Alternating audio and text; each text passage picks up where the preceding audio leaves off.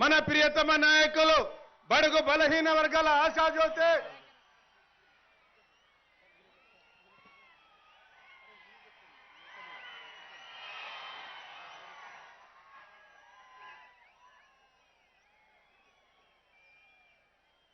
గౌరవనీయులు మన రాష్ట్ర పంచాయతీరాజ్ శాఖ మంత్రివర్యులు దయాకర్ రావు గారు, వేదికను అలంకరించిన గౌరవ పెద్దలు, మన పార్టీ పార్లమెంటరీ పార్టీ నాయకులు డాక్టర్ కె కేశవరావు గారు, వేదికను అలంకరించిన మాజీ మంత్రివర్యులు, పార్లమెంట్ సభ్యులు, శాసన మండలి సభ్యులు, శాసనసభ్యులు, స్థానిక సంస్థల ప్రజాప్రతినిధులు,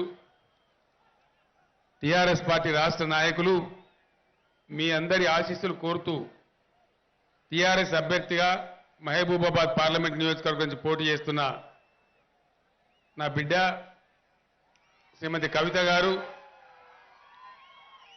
నిజంగా కూడా ఇంత ఎర్రటి ఎండలో అనేక కిలోమీటర్లు ప్రయాణించి విశాలమైనటువంటి ఈ నియోజకవర్గం నుంచి ఇంత పెద్ద సంఖ్యలో హాజరైన మీ అందరికీ కూడా పేరు పేరున ప్రతి ఒక్కరికి నా నమస్కారం. టైం లేదు, నేను ఖమ్మం పోవాలి, ఖమ్మం నుంచి మళ్ళీ హైదరాబాద్ కూడా పోవాలి, ఎలక్షన్ల సమయం కాబట్టి. అందుకే ఆయనను గుంజెత్తామని నేనే అనుకున్నా, పక్కకు జరగమని చెప్పి. నేను ఎక్కువ రెండు మూడు విషయాలు చెప్తాను. విషయమంతా మీకు తెలిసింది, మీ కళ్ళ ముందే ఉంది, మీకు తెలియకుండా ఏం లేదు. నాయకులు మేము చాలా గొప్పలం అనుకుంటారు, కానీ వాళ్ళకంటే ఎక్కువ మీకే తెలుస్తుంది ఇవాళ రేపు. ఎందుకంటే మీరిచ్చే తీర్పులు, మీరిచ్చే నిర్ణయాలు అంత బాగా ఉంటాయి. ప్రతి విషయాన్ని ఈరోజు మీరు గమనిస్తూ ఉన్నారు. అన్ని విషయాలు మీ కడుపులో ఉన్నాయి, మీ సంగతిలో ఉన్నాయి. 4-5 విషయాలు ఏంటంటే, తెలంగాణ చాలా కష్టపడి తెచ్చుకున్న ఆ సందర్భంలో మహబూబాబాద్ గడ్డకు నేను తలవంచి నమస్కారం చేస్తా ఉన్నా. ఇది ఒక అద్భుతమైనటువంటి పోరాటం చూపెట్టినటువంటి పోరుగడ్డ ఈ మహబూబాబాద్.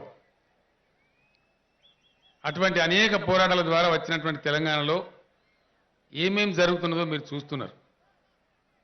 చాలామంది ఉద్యమ సందర్భంలో ఢిల్లీలో నన్ను అడిగేది, చంద్రశేఖరరావు ఏం చేస్తావా తెలంగాణ ఆస్తే, తెలంగాణ ఆయతో తుమ్ క్యా కర్తే, ఇట్లా వివిధ రాష్ట్రాల వాళ్ళు అడిగేవాళ్ళు. చెప్పిన మరోజు వాళ్ళందరూ కూడా ఈరోజు నిజంగా చాలా సందర్భాలలో ఫోన్లలో కానీ, ఢిల్లీకి వెళ్ళినప్పుడు కానీ, పార్లమెంట్ సెంట్రల్ హాల్ పోతే కలిసినప్పుడు కానీ చాలా ఆశ్చర్యపడుతున్నారు. ఎట్ట చేయగలుగుతున్నారు ఈ పనులన్నీ మీరు అని చాలా చాలా ఆశ్చర్యపడుతున్నారు. అనేక మంది ముఖ్యమంత్రులు కూడా ఆశ్చర్యపడుతున్నారు. మీకు 2-3 విషయాలు మీకు తెలిసి ఏమేమి జరుగుతున్నదో మన రాష్ట్రంలో. పేదల గురించి ఏం చేసుకుంటున్నాం, ముసలి వాళ్ళ గురించి ఏం చేసుకుంటున్నాం, భర్తలు చనిపోయిన స్త్రీల గురించి ఏం చేస్తున్నాం, ఒంటరి మహిళలకు ఏం చేస్తున్నాం, పెన్షన్లు ఇచ్చుకుంటా ఉన్నాం కడుపు నిండా. మనం ఇచ్చేంత పెన్షన్ దేశంలో ఎవరు కూడా ఇయ్యరు. మొన్న ఒక ఆయన అడిగిండు, మొన్నటిదాకా 1000 ఇచ్చినావు, మళ్ళీ ఇప్పుడు 2000 ఇస్తా అంటున్నావు, ఇస్తారని అడిగిండు. 100% మే నెల రారా బాబు, ఖచ్చితంగా ఇస్తామని చెప్పిన. ఇచ్చే పెన్షన్ 1000 పోయి 2000 అవుతుంది. అదే వికలాంగులకైతే 1500 పోయి 3000 రూపాయలు మే నెల నుంచి వస్తాయి. ఎందుకంటే ఒక నిర్ణయం, ఈ పెడచెవున పెట్టేటోళ్ళ చెంపలు వాయించి సెంటర్లో ఫెడరల్ ఫ్రంట్ గవర్నమెంట్ రావాలి, రాష్ట్రాల మాట చెల్లుబాటు ప్రభుత్వం రావాలి. అది రావాలంటే తెలంగాణలో మనం 16 సీట్లు గెలవాలి. ఇంకొక మాట మీరు ఆలోచన చేయాలి దయచేసి. ఇవాళ నరేంద్ర మోడీని రాహుల్ గాంధీ నరేంద్ర మోడీ తుమ్ చోరా అంటే తుమ్ చోరా అని తిట్టుకుంటున్నారు, బొబ్బ పెడుతున్నారు. వాళ్ళే బదార్లే పడి వీరంగం ఎక్కుతున్నారు. ఎందుకు? మనను గోల్మాల్ చేయడానికి. ఎవరు పరిపాలించారంటే దేశాన్ని 66 ఏళ్ళు వీలే కదా పరిపాలించింది, కాంగ్రెస్ బీజేపీ కదా. ఇంకా వేరే వాళ్ళు ఎవరో పరిపాలించినట్టు బదనాం వాళ్ళ మీద పెట్టాలన్నట్టు ఇవన్నీ పిచ్చి కార్యక్రమాలు చేస్తూ ఉన్నారు. నా రిక్వెస్ట్ మీతో ఏంటంటే 66 ఏళ్ళు వీళ్ళు పరిపాలించారు. మొన్న రాహుల్ గాంధీ అంటే ఆయన గడి వేటామని మాట్లాడారు. ఫస్ట్ 1947లో దేశానికి స్వతంత్రం వచ్చినాడు నెహ్రూ గారు చెప్పిన మాట, దరిద్రో నారాయణ, దరిద్రుణ్ణే భగవంతుడు అనుకుంటాం అని మాట్లాడింది. అంటే ఆనాడు దరిద్రులను గుర్తించి దరిద్రుడు నారాయణ. ఇందిరాగాంధీ గరీబీ హఠావో అన్నది. ఆమె కొడుకు రాజీవ్ గాంధీ ఆయన అదే మాట చెప్పిండు. తర్వాత పివి నరసింహారావు, మన్మోహన్ సింగ్ చాలా మంది ప్రధానమంత్రులు పోయిరు. మళ్ళీ ఇప్పుడు వాళ్ళ నాయనమ్మ అదే చెప్పింది, మళ్ళీ ఇప్పుడు ఆయన అదే గరీబీ హఠావో. అంటే ఎన్నేళ్ళు ఎన్ని దశాబ్దాలు గరీబులు ఉండాలి? ఈ హఠావో డ్రామా ఎప్పటిదాకా ఉండాలి? కాబట్టి ఇదంతా వట్టిదే, వీళ్ళు చెయ్యరు. నరేంద్ర మోడీ కూడా అవకాశం ఉండే, ఆయన కూడా చేయలే. వాటి డైలాగులు కూడా తప్ప లేదు.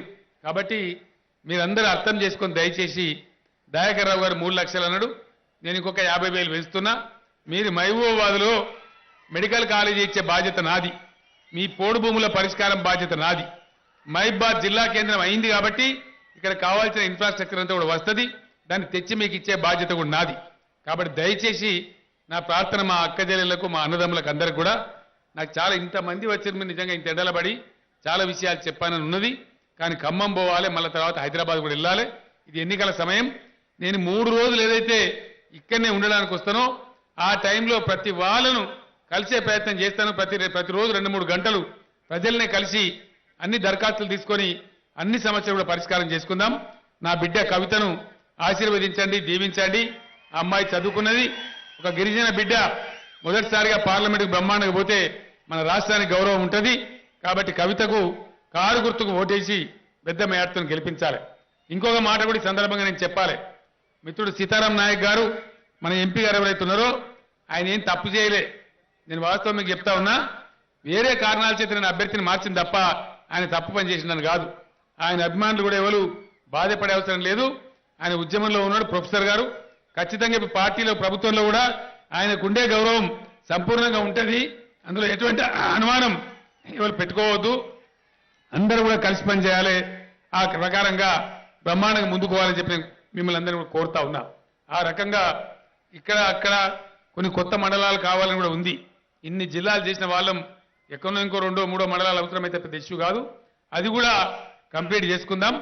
కవిత గారిని దీవించి కారు గుర్తు కొట్టేసి పెద్ద ఎత్తున గెలిపించండి.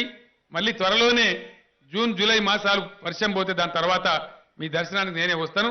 ఆ సందర్భంలో అన్ని మాట్లాడుకుందామని తెలియజేస్తూ, నిజంగా కూడా మళ్ళొక్కసారి ఇంత ఎండలో ఈ అడవి ప్రాంతంలో సుదూర ప్రాంతాల నుంచి ఇంత పెద్ద సంఖ్యలో మీరు తరలి వచ్చినారు. నేను హెలికాప్టర్లో ఎత్తి మీద వస్తా కాబట్టి నేను చూసినా దాదాపు ఒక 30% మంది ఇంకా రోడ్ల మీద కూడా ఉన్నారు, ట్రాక్టర్లో కూడా ఉన్నారు. చాలా దూరం నుంచి వచ్చిన వారికి, రాని వారికి అందరికీ కూడా పేరు పేరున మీకు ధన్యవాదాలు తెలియజేస్తూ నేను సెలవు తీసుకుంటా ఉన్నా. జై తెలంగాణ. కారు గుర్తుకే, కారు గుర్తుకే, జై తెలంగాణ. ధన్యవాదాలు. Thank you. ఇనుగుర్తి మండలం ముఖ్యమంత్రి గారి దృష్టిలో ఉన్నది. అది మీరు ఏం రంది పెట్టుకోకుండా తప్పకుండా అవుతుంది.